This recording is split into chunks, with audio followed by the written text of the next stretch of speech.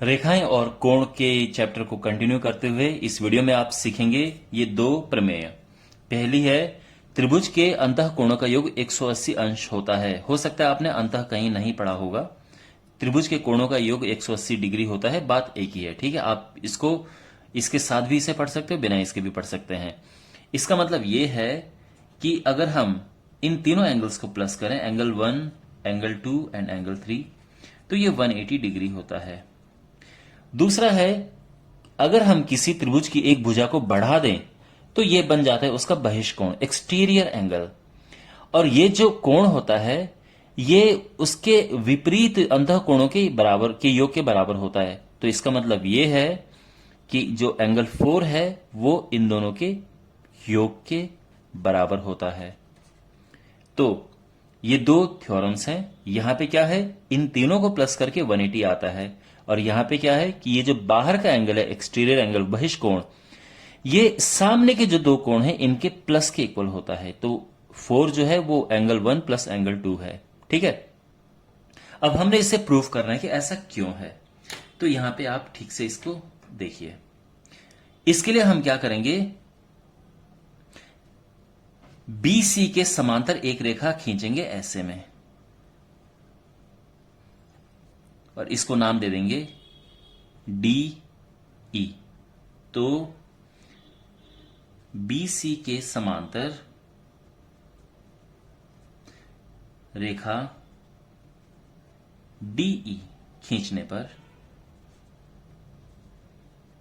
ठीक है, अगर ये समांतर है तो आप चाहो तो थोड़ा सा ऐसा भी लगा सकते हो ताकि हमें एक आइडिया हो जाए कि ये दोनों समांतर हैं। मैंने आपको बताया था पिछले वीडियोस में कि समांतर रेखा के लिए हम थोड़ा सा ये सिंबल लगा देते हैं। कोई जरूरी नहीं है, ओके, हो सकता है कि आपको कहीं मिले भी ना ये, बट आप लगा सकते हैं बिल्कुल, ताकि ये पहचान हो जाए कि हाँ ये समांतर रेखा है। अगर हम इसको नाम दे दें एंगल 4 और इसे नाम दे दें एंगल 5 का, ठीक है ना, यहां तक सब क्लियर है।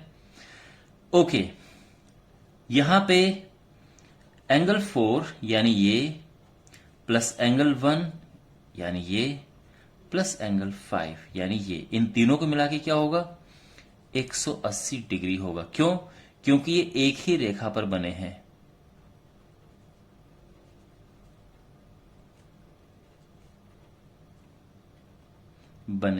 ठीक है ना, एक ही रेखा पर बने कोण। तो this plus this is 180 degree. यहां तक ठीक है। दूसरी बात, एंगल 4 बराबर है एंगल 2 के। ऐसा क्यों है, ये दोनों बराबर क्यों है? क्योंकि जो DE है ये समांतर है BC के, क्योंकि हमने वैसे ही तो खींचा था, तो ये दोनों समांतर हैं। अगर हम बात करें AB की तो इसको हम कह सकते हैं तिर्यक रेखा। तो AB है तिर्यक रेखा, और इससे क्या हो जाएगा कि ये दोनों जो कोण हैं ये हो जाएंगे एकांतर अंतः कोण, एकांतर अंतः कोण। आपको समझ आ गया? इसीलिए ये दोनों इक्वल हैं। तो मैंने आपको बताया था कि जब दो रेखाएं ऐसे पैरेलल होती हैं, ये ट्रांसवर्सल लाइन ऐसे काटती है, तो ये दोनों एंगल्स इक्वल होते हैं। इसी तरह से अगर हम बात करें यहां पे, तो आप देख सकते हैं कि जो एंगल 5 है वो एंगल 3 के इक्वल है। और इसका रीजन फिर वही है कि जो DE है ये पैरेलल है BC के, लेकिन इस बार जो है AC ये ट्रांसवर्सल लाइन है, यानी AC जो है ये तिर्यक रेखा है। और इससे क्या होगा कि ये दोनों एंगल आ जाएंगे ऑल्टरनेट इंटीरियर एंगल्स, एकांतर अंतः कोण।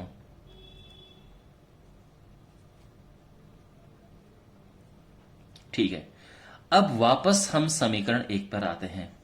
तो यहां पे जो 4 है उसकी जगह पे 2 रखेंगे, जो 1 है उसकी जगह पे उसको 1 ही रखेंगे, और जो 5 है उसकी जगह पे रखेंगे 3। ठीक है, आप इसके ऑर्डर को ठीक से हम लिख देते हैं, angle 1 plus angle 2 plus angle 3 is equal to 180 degree. और ये प्रूफ हो गया है। ठीक है, मैं उम्मीद करता हूं आपको ये समझ आया होगा। सिंपली ये है कि हमारे पास ये त्रिभुज था, एंगल 1 एंगल 2 एंगल 3, हमने इसके पैरेलल, इसके समांतर एक रेखा ये खींच दी है। इससे ये हुआ कि ये दोनों एंगल इक्वल हो गए और ये एक आपस में इक्वल हो गए हैं। अब क्योंकि इन तीनों को मिला के 180 है, तो और ये बराबर है, तो इसकी जगह पे मैंने ये लिख दिया और इसकी जगह पे ये लिख दिया, तो ये तीनों मिला के 180 हो गए। ठीक है ना। अब बात करते हैं इसकी। देखो यहां पे ये जो त्रिभुज है, इसका जो ये बहिष कोण है, हमने एक लाइन एक्सटेंड की और ये इन दोनों के प्लस के इक्वल है। इसको प्रूव करते हैं और बहुत सिंपल है। देखो एंगल 3 और एंगल 4 को अगर हम प्लस करें तो क्या आएगा? 180 डिग्री आएगा। भाई इन दोनों को प्लस करके 180 डिग्री आएगा ना, क्योंकि ये लीनियर पेयर बनाते हैं, रैखिक युग्म बनाते हैं, इसीलिए इनको प्लस करके 180 डिग्री आएगा। दूसरी बात, अगर हम इन तीनों को प्लस करेंगे तो क्या आएगा? Angle 1 plus angle 2 plus angle 3, तो ये 180 है। ये क्यों 180 है? क्योंकि त्रिभुज के कोणों का योग 180 होता है। ये हमने अभी अभी पढ़ा है। तो किसी त्रिभुज के कोणों का योग 180 होता है। ठीक है ना। तो या इसीलिए 1 plus angle 1 plus angle 2 plus angle 3 180। अब हम क्या करेंगे? देखो ये भी 180 है और ये भी 180 है, तो हम इन्हें इक्वेट कर देंगे। तो क्या होगा? देखो एंगल 3 प्लस एंगल 4, यानी ये इज इक्वल टू ये लिख देंगे हम, angle 1 plus angle 2 plus angle 3। अब ये कट गया और क्या बचा finally? Angle 4 is equal to angle 1 plus angle 2। Alright, और हमें यही प्रूफ करना था। तो आई होप आपको ये समझ आ गया होगा। ओके, इस वीडियो में इतना ही, और अब आने वाले वीडियोस में एग्जाम्पल्स होंगे, बहुत सारे क्वेश्चंस होंगे, तो आप इन वीडियोस को भी जरूर देखना। मिलते हैं अगले वीडियो में। Take care.